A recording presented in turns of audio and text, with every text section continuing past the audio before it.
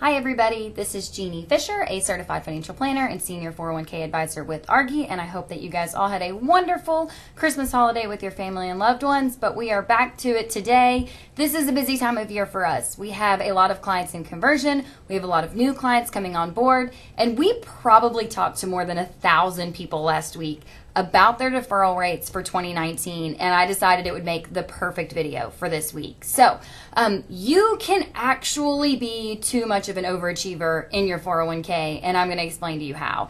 It all has to do with your employer match. So the best way to walk through this scenario is to actually give you an example of Penny, the super saver, and the question is, if you overachieve and contribute your full limit early in the year, does it harm you?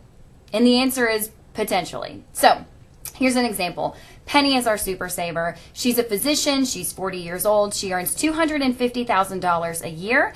She's going to max out, which if you don't remember, they're on the wall, $19,000 for those under 50, $25,000 for those over 50. She knows she wants to max out. She also knows that 10% is the number, right? That's the number we always hear. Save 10% in your 401k. And lucky her, she has a very generous employer who is actually going to match her dollar for dollar up to 6%. Are you still with me?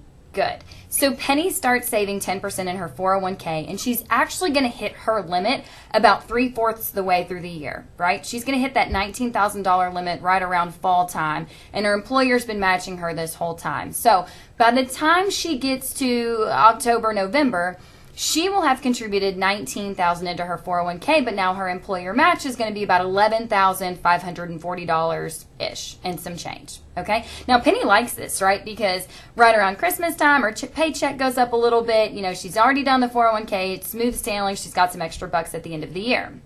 But let's pretend that Penny actually had a conversation with a member of the Argy Blue crew, and we talked to her about doing something a little bit different. We took the $19,000 limit and we divided it by the total number of pay periods that Penny has, which in this scenario is 26. And we advised her to only save $731 a paycheck. Now, if she does this, then Penny doesn't actually hit the IRS limit until her very last paycheck, which means she's getting her employer match on every single paycheck. Now, if you do the math in this scenario, the employer match under this example is $15,000 for the year.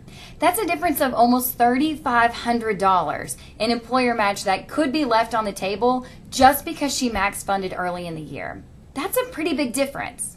Now, when we see this in the real world is typically when you have a high income earner that maybe gets large bonuses, and if they've elected a percentage deferral, then boom, it can be a big contribution early in the year coming out of their bonus, which means they can't contribute at the end of the year, which means they could potentially be leaving employer match on the table. Now, if you don't believe me, I made a spreadsheet because I'm nerdy AF, and you can go check out my math. But before you do, I'm going to put that in the document section of LinkedIn. I hope. We got to figure that out. But before you do that, a couple of things that you may want to consider. First off, if your employer does an annual match, then this doesn't apply to you, right? We're talking about matching per payroll.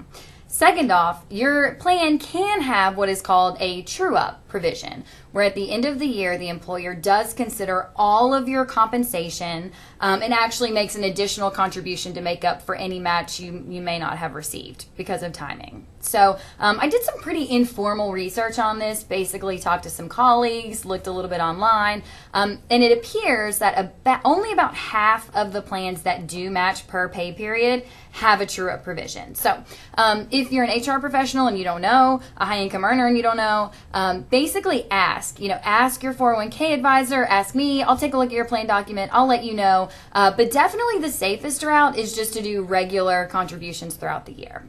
Also, it depends on your employment. So if you know you're going to leave halfway through the year, of course, contribute as much as you can before you go. If you don't start until halfway through the year, you have to do whatever you can at the end of the year.